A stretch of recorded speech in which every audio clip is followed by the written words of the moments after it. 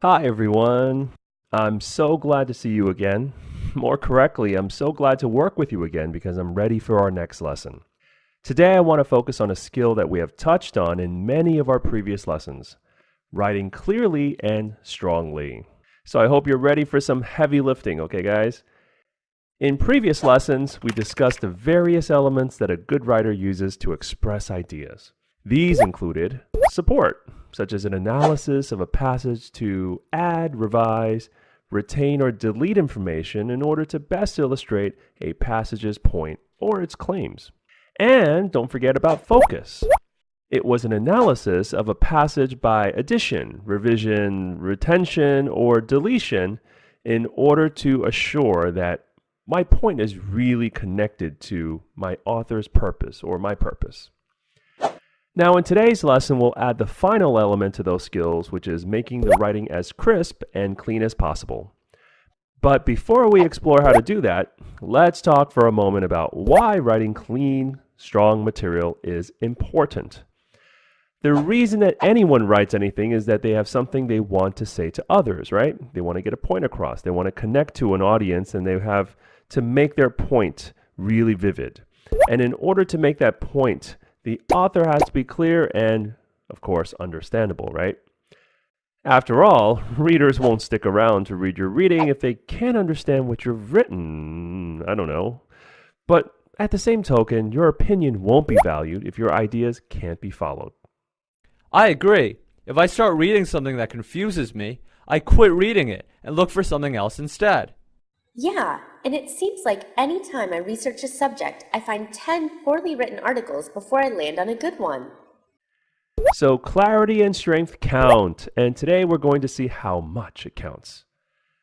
There is this famous quote that speaks to this concept by no other person than the master of rhetoric himself, Aristotle.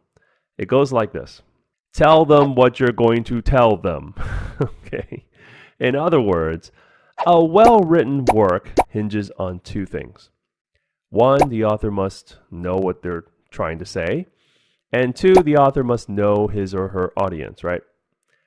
Aristotle's quote is still around, and it's been over 2,000 years, okay, since his death. And why is it around so long? Because it works. Think of it like a map. If you're going to walk your reader through an idea, you pretty much need to clearly structure your path so that they can follow your trail of logic and ideas. Aristotle's formula also helps a reader evaluate each sentence through the lens of the intended meaning. Let's take a look at a modified example from College Board. Now, imagine you picked up a newspaper and read this. A very large global forum was convened in the famous cosmopolitan city of Sydney, Australia, that brought together many important players such as industrialists, mining companies, top-notch robotic experts, forward-thinking lunar scientists, and government agencies from all over the world that are working to make space mining a reality. I'm getting a little sleepy here. The interesting and blah, blah, blah, blah, blah. Okay. Now, if you read this, what would you do? Actually, I'll tell you what you'd do. You'd probably flip to the comic section or something, right? Because you'd be bored out of your mind. And I'd probably beat you there, okay? So this writing piece was so convoluted and confusing, and I just felt completely lost. I have no idea why I want to read this, so let's try to clean it up by using Aristotle's rule. Tell them what you're going to tell them. What if we did this instead? We wrote this: follow the money and you'll end up in space. That's the message from a first-of-its-kind forum on mining beyond Earth. Much better, huh? But the writer did more than just produce a snappy piece of writing. What else did you notice about the revised version? Did you notice how the particular author used our KISS, keep it short and simple rule? Rather than complex words and mindlessly inserted modifiers, the writer opted for simple, crisp words that deliver a clear message. It also grabs the reader's interest and gives him a reason to continue reading, okay? A good writer will not only provide a well-mapped territory, but will also pull the reader in with clear words presented in active voice whenever possible. Okay, now that we're getting the hang of it, let's try another one. Good writing can be hard, and oftentimes the writer can lose focus and run on using long, complex sentences, and when this happens to sentences, they can become so dense and complicated that the reader can get lost trying to follow its twisting and turning logic. And by the time the writer makes the point, the sentence has gone on for 3 or 4 more, blah, blah, blah, blah, blah. Nobody cares. Okay. I almost fell asleep there just reading this one. But how can we fix it? Well, let's try to clarify. Good writing can be hard without a clear focus. Didn't that solve the entire problem? Okay. Now all I'd need to do is strengthen my point now and try to keep the reader engaged.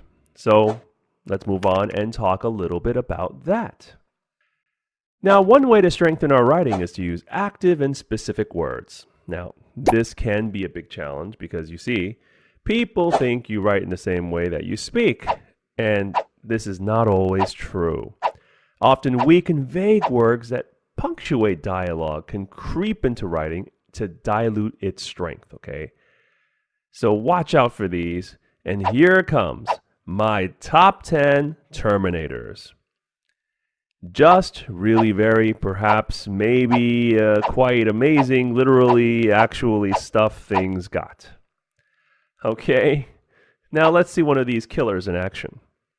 Good writing can be hard without a clear focus. Things just wander on and the reader literally gets lost very quickly. I think maybe it's better to just learn to write quite well in the first place. Now, let's take a look to see how this sentence would read if we simply take out all of this nonsense, fluffy, the way you talk in real life terminators, okay? Good writing can be hard without a clear focus. Sentences wander on and the reader gets lost quickly. I think it's better to learn to write well in the first place. Do you see how I don't even need them?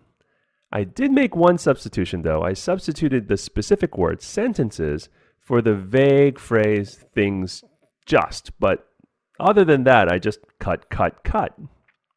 And in this case, cutting also supported the main idea or the main point. All right, cool. So, do you think you can do it now? I sure hope so, but the SAT will give you passages like these to test your skill.